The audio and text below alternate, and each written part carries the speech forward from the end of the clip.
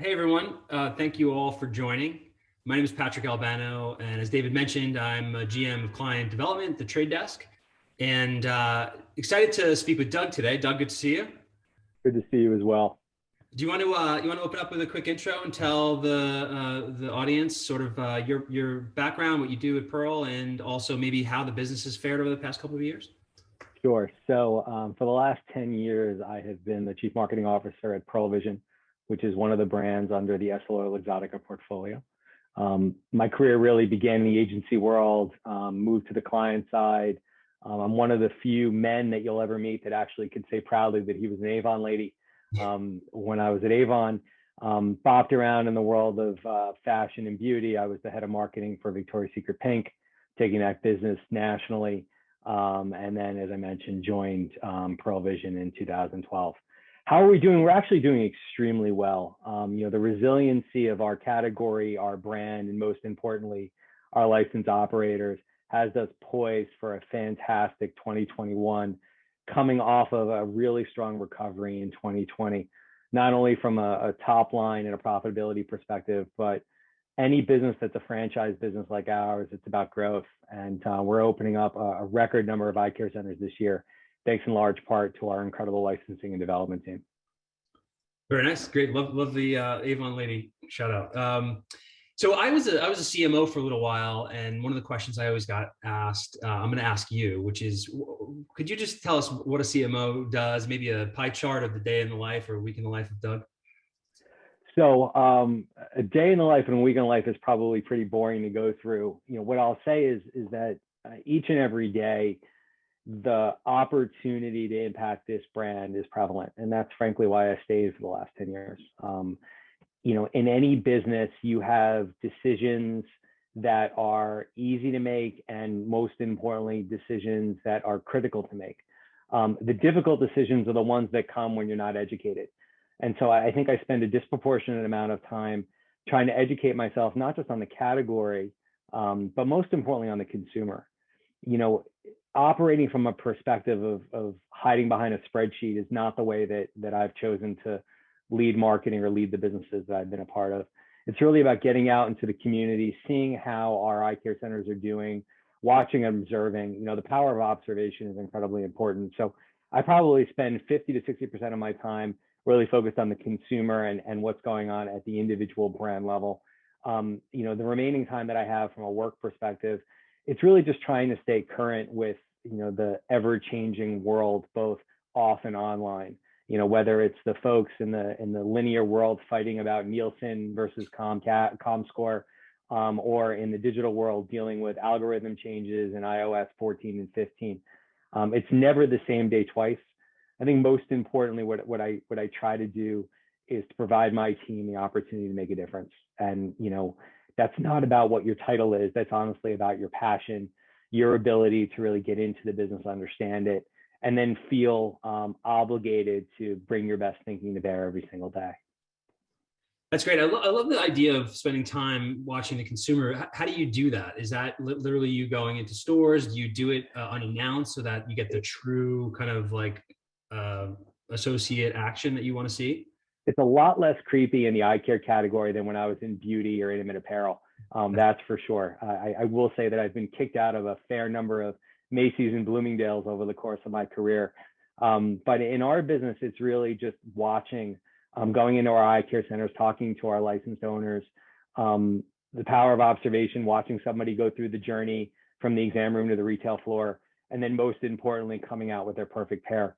In a franchise system, you are always given the opportunity to get feedback. And I think leading through listening is an incredibly important skill to apply in any business, especially one like ours. So, I made a calculated mistake my first year on the business, which is I gave out my personal cell number to every single owner on the business. And, the first couple of years, that phone was ringing, Saturday mornings while I was coaching my son's lacrosse team. But now it's random calls about how to optimize. What do you think? Hey, I have a new competitor. And it really just allows me to stay grounded in our business, not just in the New York area where I live, but most importantly, around the United States and beyond. Nice. Well, if you want to share your mobile phone in the chat here, I'm sure a lot of the folks here would have marketing questions for you too. I'll pass. I'll pass. Um, one of the things that I think is interesting about your business is kind of the difference between the way you've approached the category and some of the more e-commerce driven or direct-to-consumer businesses. But I'd love to hear your take on that and why Pearle Vision is different. So, if you go back to the vision of our founder, Dr. Stanley Pearle, his premise was the notion of a best-in-class doctor with an unmatched commitment to care from the exam room to the retail floor. Nothing in his vision said, buy one, get one free at heavy discounting. Nothing in his vision talked about the fact that you think you can earn trust by giving product away. Trust is something that is earned through a series of small moments of care. Discounts, big deals garner favor, they don't earn trust. And so we have chosen to build our business based on the quality of care that we deliver. Why? Quite frankly, as a business that's a healthcare services business that sells in reality a medical device, why should we accept 40 or 50% less for our services when we don't have to? And the way you don't have to is by strengthening the brand value equation. And so we have chosen to really drive up the experience in order to command a premium price. Because we're dealing with medical professionals, we're dealing with state-of-the-art lenses and the best assortment of frames money can buy. Putting a frame on your face, it's architecture. I mean, balancing and fitting, no one's face is perfectly symmetrical. So that has to be custom fit. Lenses, the millimeter is the difference between seeing clearly and having a massive headache. So with all of that need for preciseness and personalization, why would I want to give away 2 pairs for $69? It makes no sense. So in 2013, we began restoring the pride in Pearle Vision. We began restoring the power of our commitment to care. This brand has always stood for care, but much like when you buy a house that's been poorly decorated, we had to strip a lot of bad wallpaper off the wall and get back to the foundation of this business, which was that intense commitment to caring about the people behind the eyes. And over the last 10 years, we've been able to restore the power of Pearle, the pride in Pearle, and most importantly, the quality of care that Pearle Vision is perceived to provide. And that's why, we were just recently named by the Women's Choice Awards, the #1 optical retail brand as preferred by women, something we're incredibly proud of. Yeah, I saw that. That's congrats on that. So that's great segue into predictions, and that's the theme of the day. I'm curious to hear some of a little more background on some of the predictions you've made, and one in particular. So over the course of the past couple of years, I think from staring at a screen all day, my eyes started to go and get blurry. I'm not going to admit it's because of age. It's probably because of right. So I went into your local store on 7th Ave, and I thought the COVID protocol was great. Everything was all about scheduled appointments and putting the glasses in places that they were allowed to be cleaned. How are you feeling people will come back to retail next year, and sort of what are you most concerned about? What are you most excited about in terms of 2022? Well, they've already come back this year, and they came back at the end of last year. I mean, our second half last year, from a patient acquisition perspective, we delivered more exams in the second half of last year than we delivered in the history of the business. Patients want to be cared for. Telemedicine isn't going away, and it's a fine alternative for some things, but people crave personal attention. I think the challenge that all businesses face that are brick and mortar is you have the great resignation, which is happening across all industries, not just marketing, not just advertising, but in all industries are facing a shortage of labor, despite the fact that unemployment is what it is. There is a plethora of really good jobs, but in our case, an optician needs to be trained. It's not selling a movie ticket. It involves investing in time. And unfortunately, those are not easy people to find. And when you make an investment and someone decides to leave, it's painful. So I know consumers are coming back. The success of our business proves it. The challenge will become, how do we provide that amazing patient experience from the exam room to the retail floor, faced with potential limited occupancy, faced again with potential aversion back to some of the COVID protocols? And the answer is very simple: carefully. We have to be extremely careful about what we promise, and most importantly, what we communicate. When we went from everyday care to essential care, at the height of the COVID pandemic last year, we actually communicated out in the communities in which we have our eye care centers. Listen, unless you are a frontline worker or you have trauma or you've broken your glasses or you've run out of contacts, please don't come to us right now, which was incredibly bold. But when you have spent the amount of time we have in trying to earn trust, at some point, you have to take marbles out of that trust jar and believe that that consumer is going to be there for you.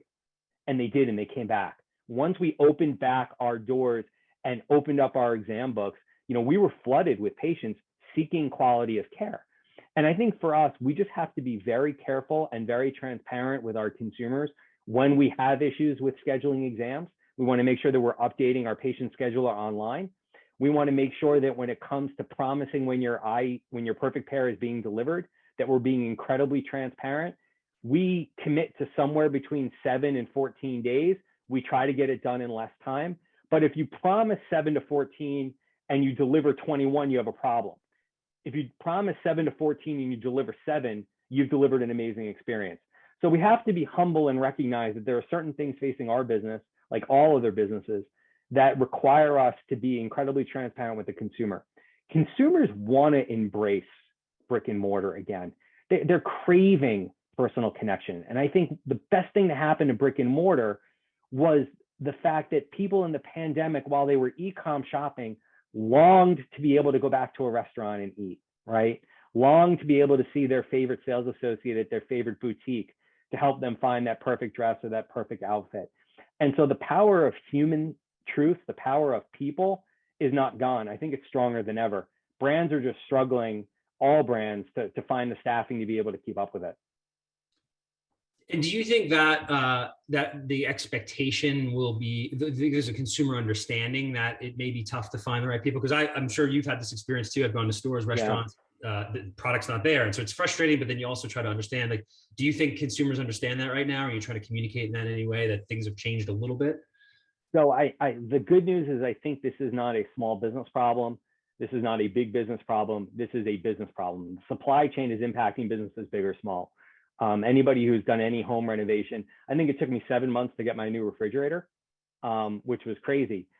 The impact, I think, is requiring businesses to be more transparent about what they can't do than ever before. Nobody likes to talk about their failures, not as leaders, not as marketers, and businesses don't like to be able to say to a consumer, I can't.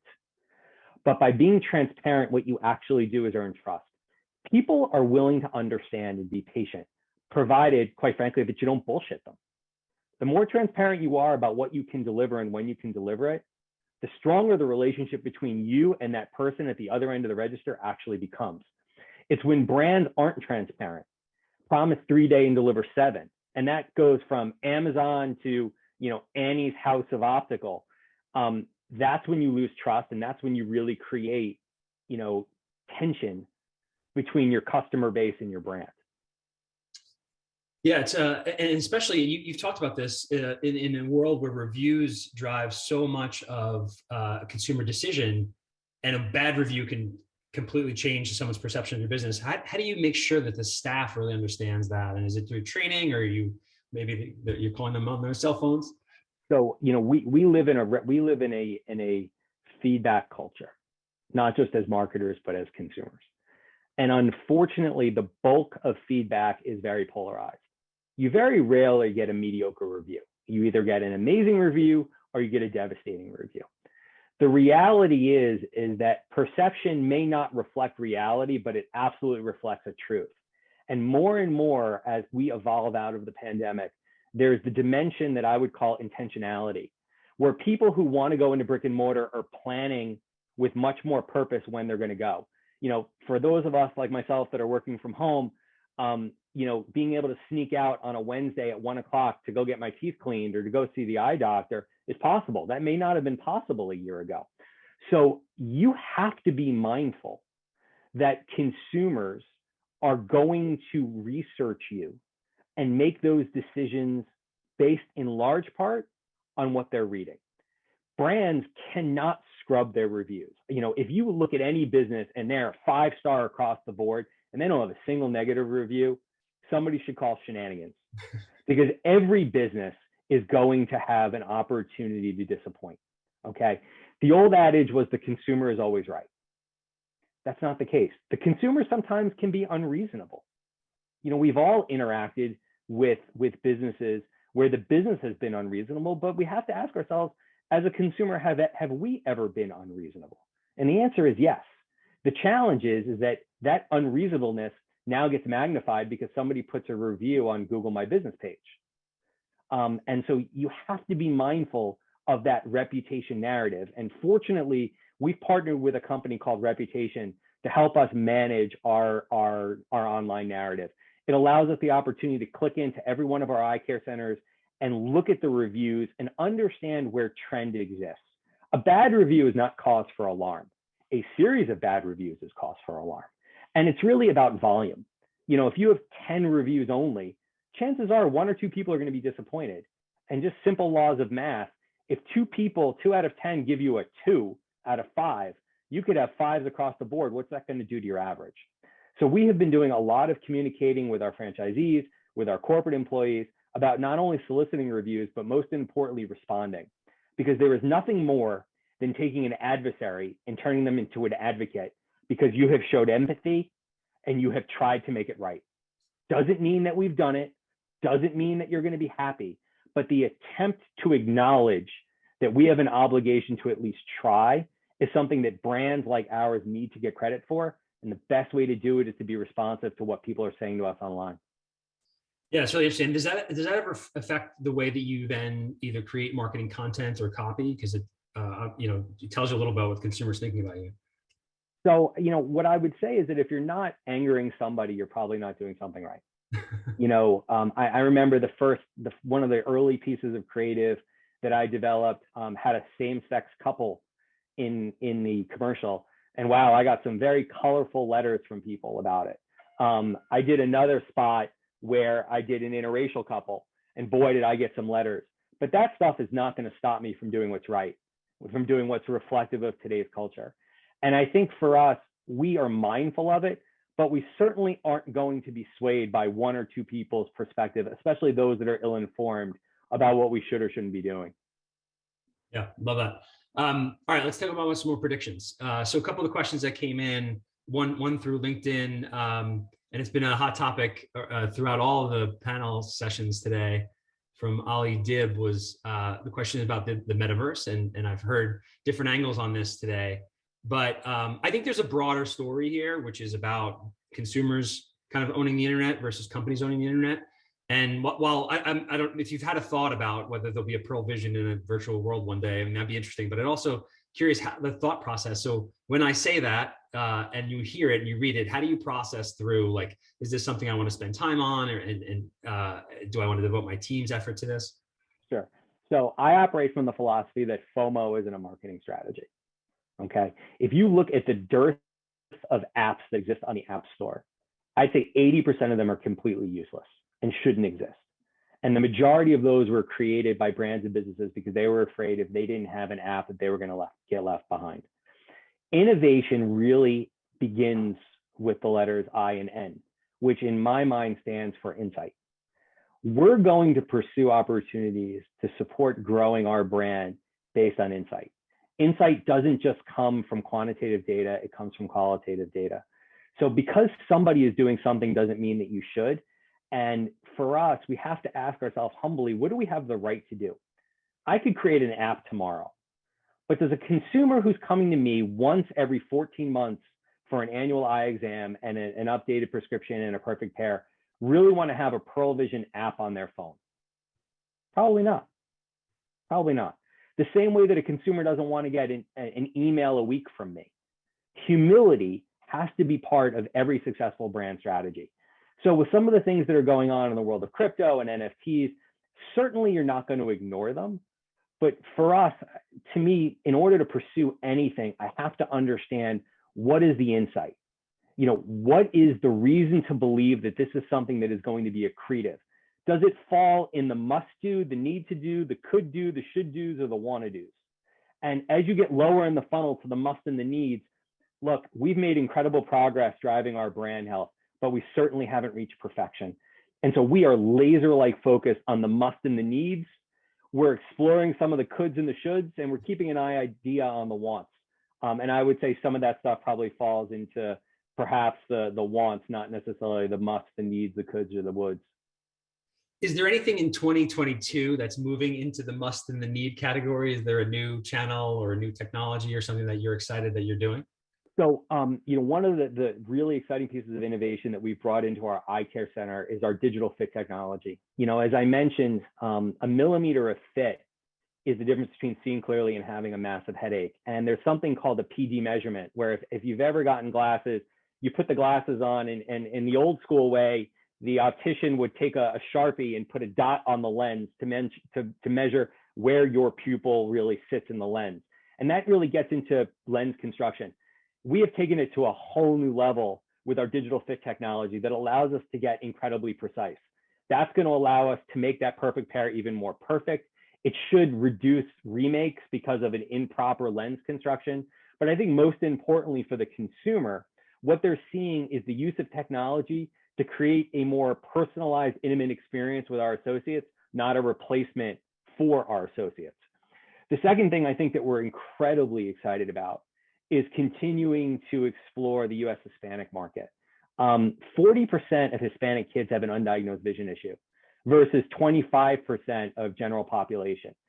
And to us, as a brand that cares about the people behind the eyes, when we look at the searches on Google for those that have identified as US Hispanics, when we look at the volume financially that exists in that market, and then we look at who's actually talking to those consumers in a respectful way in the language that they prefer. Some prefer English, some prefer Spanish. We see a golden opportunity, and we've actually piloted a US Hispanic outreach program this year, and it's delivering gangbusters for us. So we're excited about double clicking into the US Hispanic market in 2022 as our eye care center footprint really allows us to take full advantage of where that population is concentrated. The last thing that I think we're thrilled about is updating our microsite platform. Part of the advantage of joining Pearle Vision is obviously the resources that it provides the owner. And so we have a website for each and every eye care center across the US, Canada, and Puerto Rico that carries our name.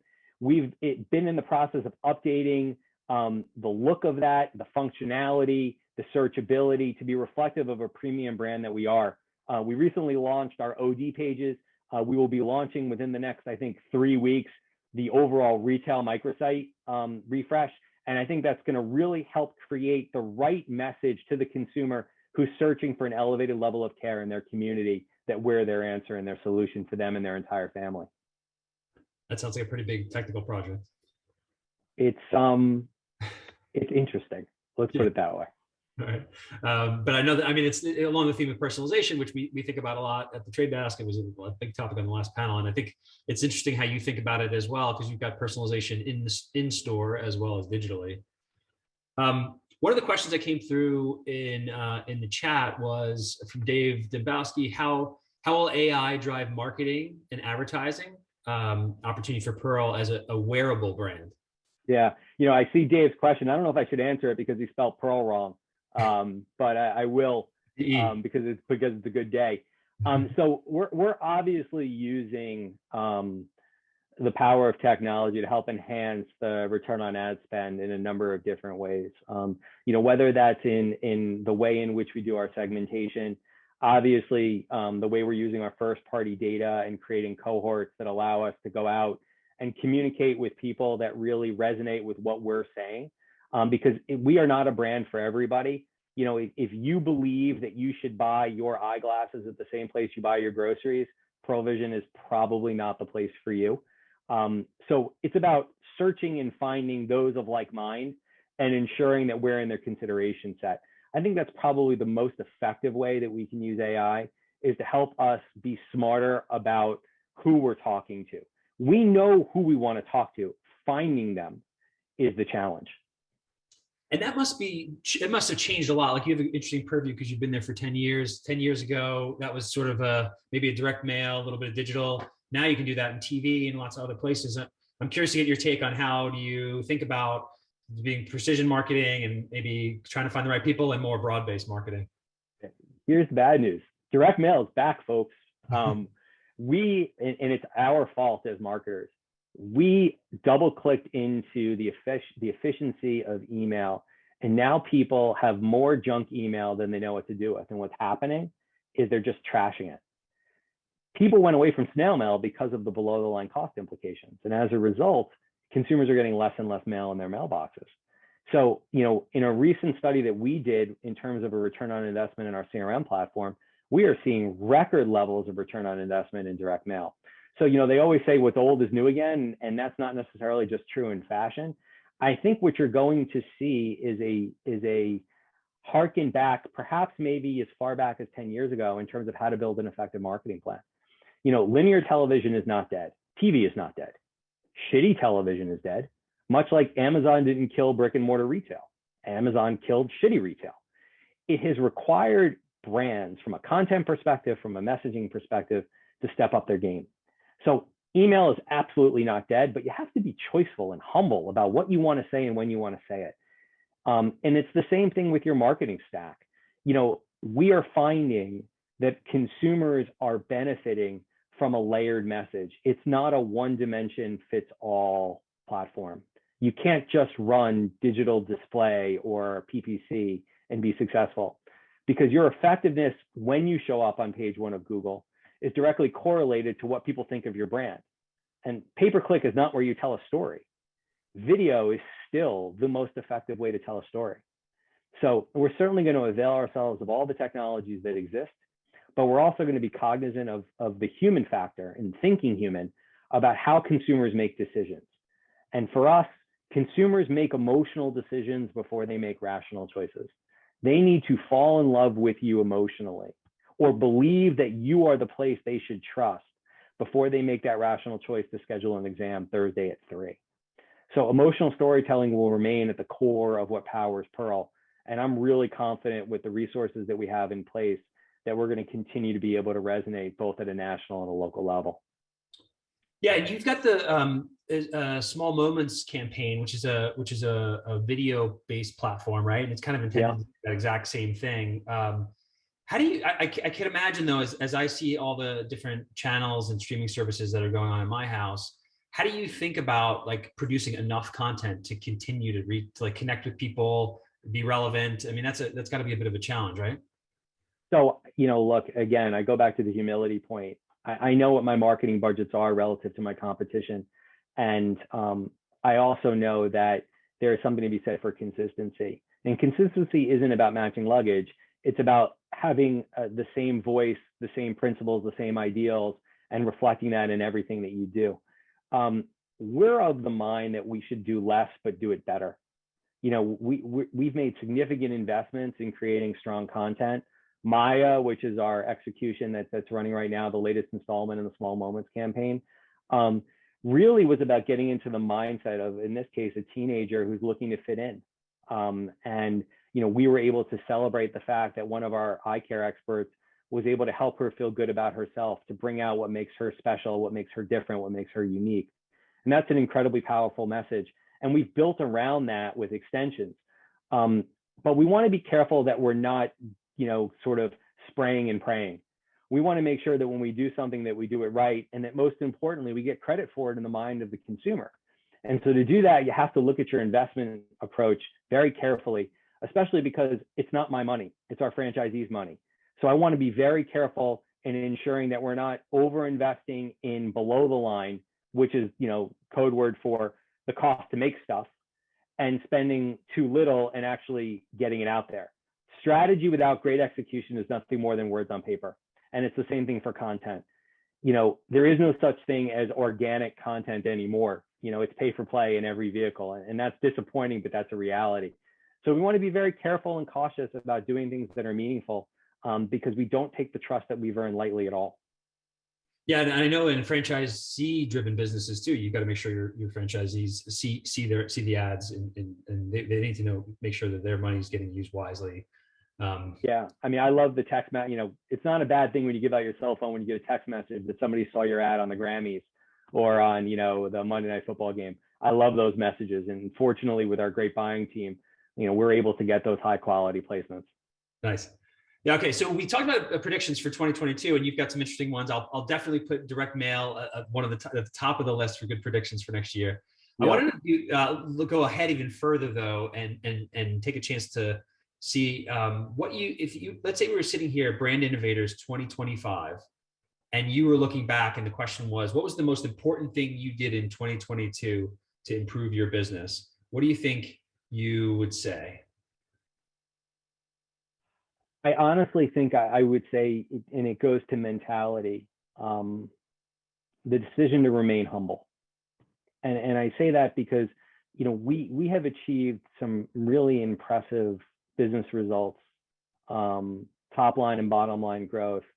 But most importantly, what we have been able to achieve is earning the trust of our owners and operators. And so you could take the successive run of our business and proceed with an hubris that perhaps would allow you to make some pretty big decisions. The decision that I'm leading when it comes to the marketing of this business is about consistency. It took us 10 years to be atop the optical retail category. It took us 10 years to restore the power of Pearle Vision. And you can lose that very, very quickly if you take your eye off of what's most important. The decision to remain humble, and most importantly, the decision to think human, I think is a critical one that we're making that is going to benefit us in the next 5 years. And thinking human applies to innovation. It applies to embracing new technologies, both in frame and lens. It also talks about how we approach our marketing stack. We have to be careful about an over-reliance on technology without an understanding of insight. Looking past if it looks too good and smells too good, it probably is too good. We have to be skeptical in order to ensure that the decisions that we're making are good ones.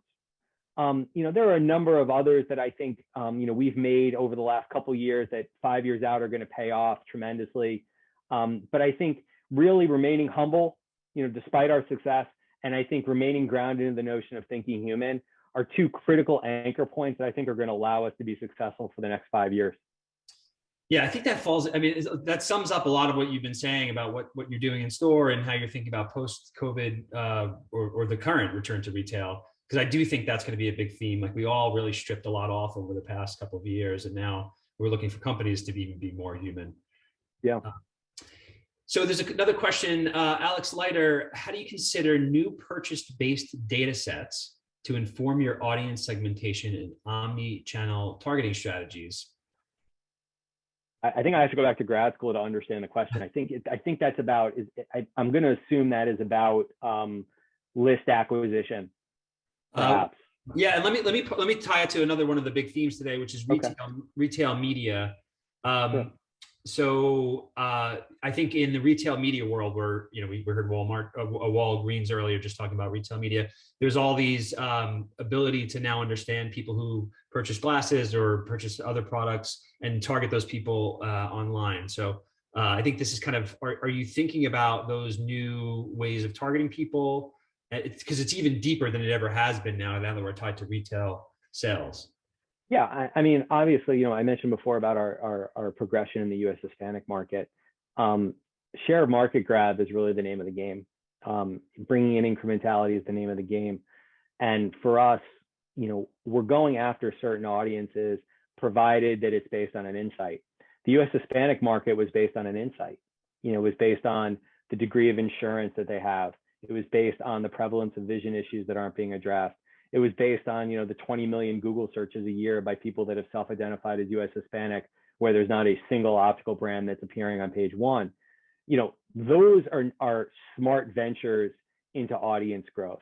We're not going to create an audience for the sake of creating an audience. What we really want to try to figure out is, with the humility that is required in a very, very competitive category, who is best served by what we have to offer. You're not going to win the fast food game by being a brand that has built its business on selling fried chicken and then all of a sudden decides to add pizza to its menu. That's not a winning strategy. And in our business, we are not going to step way outside our comfort zone and try to be something that we're not. That is an unbelievably important decision to make in terms of staying true to what your brand vision and mission is in order to drive growth. We're opening up new eye care centers to serve more of the community. We're breaking down barriers to provide access to and care. We're bringing innovation to ensure that perfect pair is more perfect than ever before. And we're making available to communities where we have eye care centers simply the best in class, both in frames and lenses. That's really living up to the obligation of our founder, Dr. Stanley Pearle, and I think allows us to feel very, very good about going forward into the next decade. That's great. All right, we have 2 minutes left. I wanted to, I think in the audience, there's probably a lot of marketers and a lot of salespeople. If we could use the 2 minutes, maybe a minute on advice you'd give to a marketer in 2022 if they want to get into your chair one day, and then salespeople who are trying to sell to you, advice you'd give to them to be better, be different in 2022. Sure. So if you're looking to get into a chair like mine, don't go into finance. The money's better. I think for marketers, realize that marketing now more than ever, despite what you may read, is truly about a balance of art and science. Don't lose the fact that data doesn't make decisions for the modern day marketer. Data is a tool in the toolbox that helps the modern day marketer to make decisions. It doesn't do it for you. What I would say to anybody from a sales perspective that's on the phone is don't double park at the intersection of dumb and stupid. Approaching a marketing leader with the solicitation that tells you what you're doing wrong is a no-win scenario. Why? Because marketers by nature have to have a bit of arrogance. You know, we at our core are tasked with getting into the mindset of a consumer and motivating them to take the action we want them to do when we want them to do that. That is incredibly arrogant. And so somewhat based on pride, somewhat based on the fact that if you're looking to offer your services, I'm assuming you think that we have a pretty good idea of what we're doing in order to add value to it. You don't add value to our business at a prospect level by telling us all the things that we're doing wrong. You can tell us about the things that you can bring. You can tell us about the opportunities that you think exist, but starting your subject line with "you're missing out on 10 million patients" or "you're leaving $500,000 on the table," there's no possible way you know that. And all that does is honestly just put you right into the circular file box, and you're not going to get a response. It's kind of like if you had your ad creative talking about how a consumer was doing something bad, like you want to always keep it positive, right? And about the value that you can offer. Accretive is the way to go. Show how you're going to add value, how you're going to make us grow even faster and fuel even stronger growth. You don't do that by telling us all the things we're doing wrong, especially because there's just no way you could possibly know until you've actually talked to us and worked here. Amazing. Doug, awesome to talk to you. Thank you. I also love that you're keeping physical memorabilia alive. It's not all NFTs right now. That stuff matters.